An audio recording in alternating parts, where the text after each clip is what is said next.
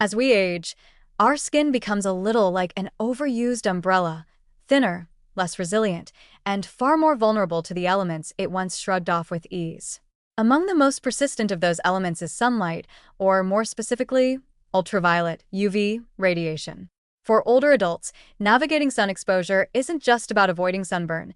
It's a balancing act between shielding fragile skin from harm and getting enough light to maintain healthy vitamin D levels. And that's where the unique challenge begins. The very organ that once made vitamin D efficiently now does so with a kind of senior discount: lower output, longer processing time, and reduced efficiency.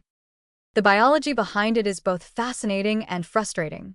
As skin ages, it loses collagen, elasticity, and fat, resulting not only in wrinkles and sagging but also in a significant decline in its ability to regenerate after damage.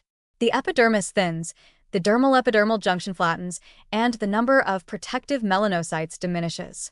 Translation? The skin becomes more UV sensitive and less equipped to repair the DNA mutations UV light causes. This isn't just a cosmetic concern. Cumulative sun exposure over a lifetime is the main driver behind most skin cancers, and older adults represent the highest risk demographic for squamous cell carcinoma, basal cell carcinoma, and melanoma. At the same time, older skin's ability to synthesize vitamin D from UVB exposure is significantly reduced.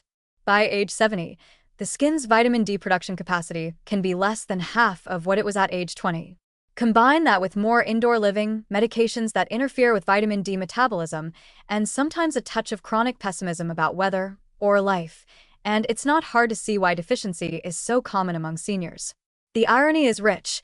Just when the body needs vitamin D more than ever to maintain bone density, immune function, and muscle strength, it's making less of it and absorbing it less efficiently from both sun and food. So how do we square this physiological paradox? With finesse.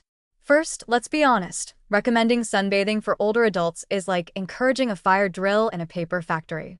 The skin simply doesn't bounce back the way it used to. Instead, sun protection becomes paramount. Wide-brimmed hats, long sleeves, broad-spectrum SPF 30 or higher, and a no-nonsense attitude about shade. Avoiding peak UV hours midday isn't just good advice, it's protective policy for aging dermis. But here's where it gets nuanced. While the skin needs protection, the body still needs vitamin D. That's where targeted supplementation enters the scene, not as a substitute for sunshine, but as a safer workaround.